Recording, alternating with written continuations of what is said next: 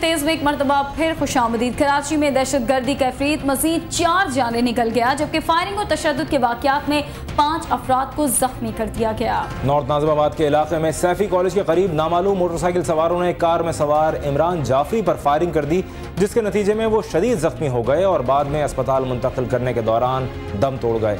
मकबूल के ESC में deputy general manager की हैसियत से फ़राइज़ अंजाम दे रहे थे। जमशेद क्वार्टर थाने की हुदूद में जहांगीर रोड पर नामालूम अफराद ने फायरिंग करके सिराज नामी शख्स को हलाक कर दिया, जबकि सुरजानी टाउन के सेक्टर 5D से एक शख्स की लाश बरामद हुई, जिसे नसीर के नाम से शनाख्त किया गया। उधर लियारी के इलाके बिहार कॉलोनी से शिराज नामी नौजवान नीम मुर्दा हालत में मिला, जिसे 2 रोज़ कबल अगवा किया गया था। सोराबगोट, पाक कॉलोनी, कोरंगी, मलीर और कयूमाबाद में फायरिंग से 5 अफराद जख्मी भी हुए।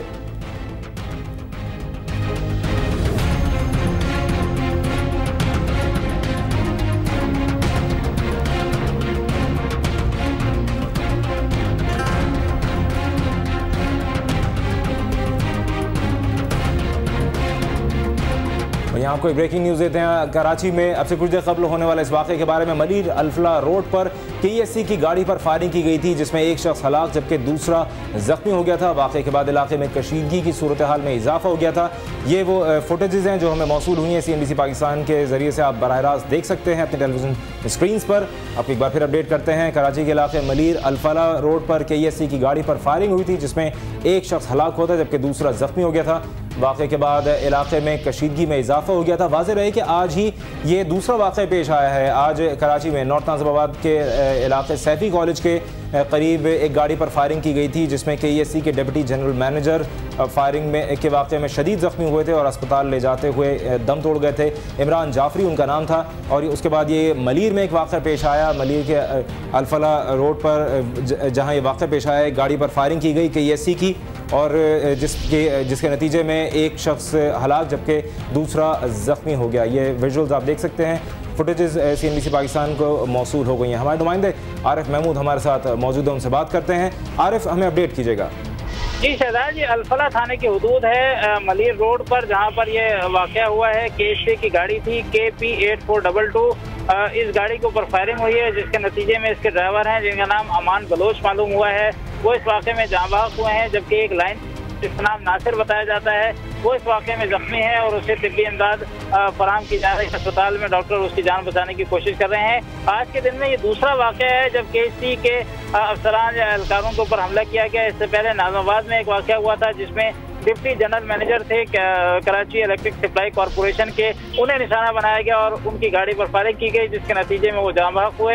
अब ये दूसरा वाक़या रहनुमा हुआ है, जिसमें KSC की मेंटेनेंस की एक गाड़ी थी, जिस पर जो है हमला किया गया और उसके नतीजे में एक शख्स हलाक और एक शख्स जख्मी हुआ है।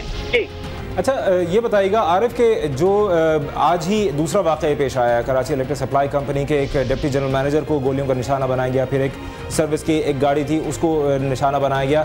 KSC की जानिब से अमूमी तौर पर क्या इत्तलात मिल सकी हैं कि क्या उनकी सिक्योरिटी के कोई इंतजाम होते हैं किसी ख़ास लेवल के अफसर से वो सिक्योरिटी के इंतजाम दिए जाते हैं?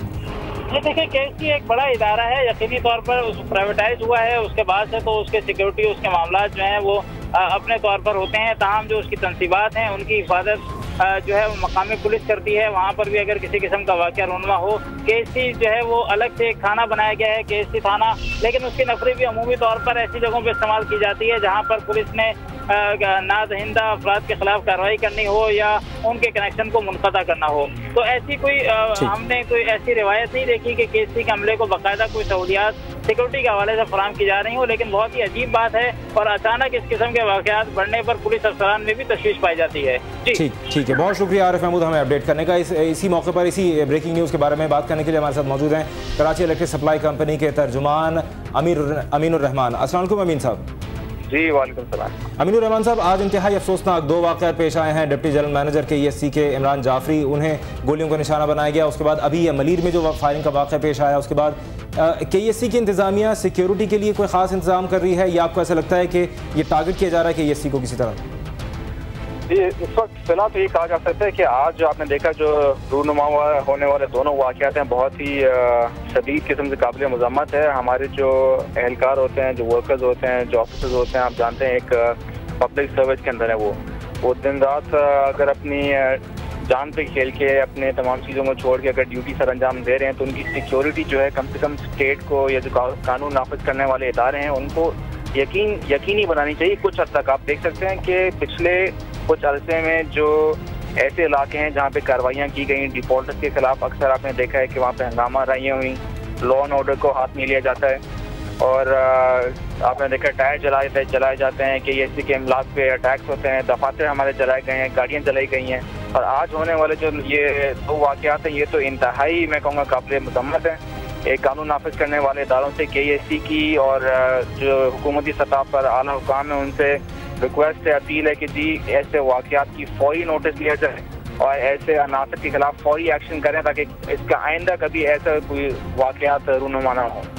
अच्छा अमीनुर रहमान साहब, यकीनन ये इंतहाई अफसोसनाक वाक़यात हैं और जो अफराद गोलियों का निशाना बने हैं यकीनन वो भी आवाम में से ही, लोगों में से ही हैं।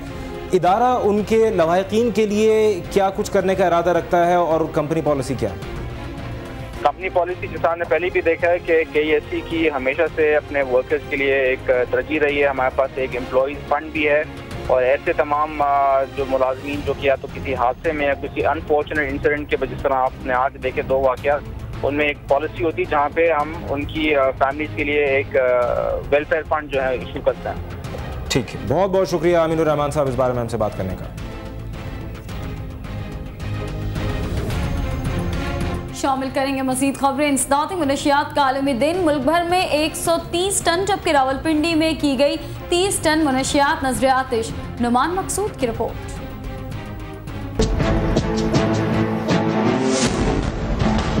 इंसदादी मनशियात फोर्स के इलाकाई डायरेक्टरेट ने इंसदादी मनशियात के आलमी दिन के मौके पर जिला भर के मुख्तलिफ मकामात पर छापों के दौरान पकड़ी जाने वाली 30 टन मनशियात नजर आतिश की। फोर्स के हुक्काम का कहना है कि जलाई गई मनशियात में 1,85,000 किलोग्राम हशीश, 7,564 किलोग्राम हेरोइन और 27,632 किलोग्राम अफीम शामिल है। मनशियात के खिलाफ जो एक हमारी कौमी पॉलिसी है, जो कि गवर्नमेंट की पॉलिसी 2010 के मुताबिक, जिसमें हमारे 3 उसके अहम जुज़्व हैं, उसकी सप्लाई रिडक्शन, डिमांड रिडक्शन और इंटरनेशनल कोऑपरेशन। इन तीनों जो हमारे पॉलिसी के बुनियादी अज्जा हैं उन पे अमल करते हुए पूरे मुल्क के अंदर हमारे पुलिस स्टेशंस हैं, हमारी पार्टियां हैं और जैसे ही हमें कहीं से कोई इत्तला मिलती है हम एक्शन करते हैं फौरी तौर पे और मनशियात के ख़िलाफ़ एक भरपूर कार्रवाई करके इस मुल्क को मनशियात से फ्री बनाने में अपना किरदार अदा कर रहे हैं। हुकाम का कहना है कि आलमी इदारों ने पाकिस्तान को पोस्ट की काश्त से पाक मुल्क करार दे दिया है, ताहम पाकिस्तान के रास्ते इसकी स्मगलिंग जारी है जिसका सबब पड़ोसी मुल्कों में इसकी बड़ी पैमाने पर काश्त है। हमारा चूँकि हमसाया मुल्क अफ़गानिस्तान 90% से ज़्यादा वहाँ से मनशियात की तरसील होती है और पाकिस्तान एक ट्रांजिट कंट्री है। ट्रांजिट कंट्री होने की वजह से हमें मनशियात का अपने अंदर इस्तेमाल को भी रोकना है और हमारे थ्रू जो बाकी दुनिया में मनशियात जारी है उसको भी हमने काउंटर करना। एंटी नार्कोटिक्स फोर्स के मुताबिक पाकिस्तान को मनशियात की लानत से पाक करने के लिए मुतल्लिका इदारों के साथ साथ अवाम को भी अपना किरदार अदा करना होगा। कैमरामैन मोहम्मद तौसीफ के साथ नुमान मकसूद, CNBC पाकिस्तान, रावलपिंडी। शामिल करेंगे मजीद खबरें। सिंध और पंजाब में सूफी मौसीकी का रंग जमाने वाले फनकारों ने इस्लामाबाद के शहरियों पर भी अपना जादू चला दिया। सनम मारवी और नदीम अब्बास के गीतों पर लोग झूमते रहे। मजीद बताएंगे वकास अजीज।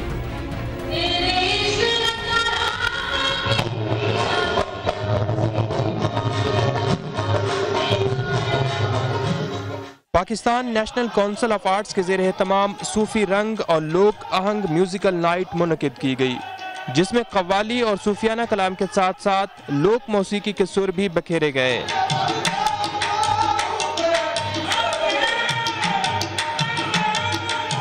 सिंध सूफिया कराम की धरती है और इस धरती से मोहब्बत का जो पैगाम फैलाया गया उसे जब गुलकार अपनी आवाज़ में गाते हैं तो लोग आज भी इस पर वालिहाना अंदाज में झूमना शुरू कर देते हैं।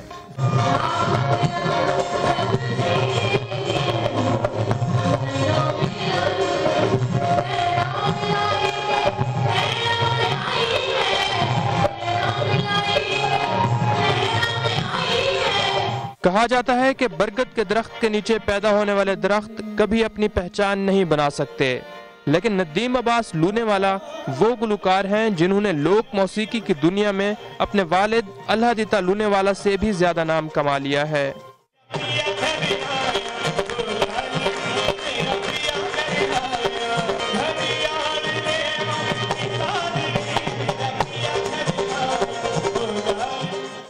सूफी म्यूजिकल नाइट में शहरियों की कसीर तादाद ने शिरकत की, जिनका कहना था कि ऐसी महफिलें तफरीह के साथ साथ रूहानी तस्कीन का भी बायस बनती हैं और इससे पाकिस्तान की अमन पसंदी के तशख़्ख़ुस को दुनिया भर में उजागर भी किया जा सकता है। कैमरामैन सैयद वाजिद अली के साथ वकास अजीम, CNBC पाकिस्तान, इस्लामाबाद।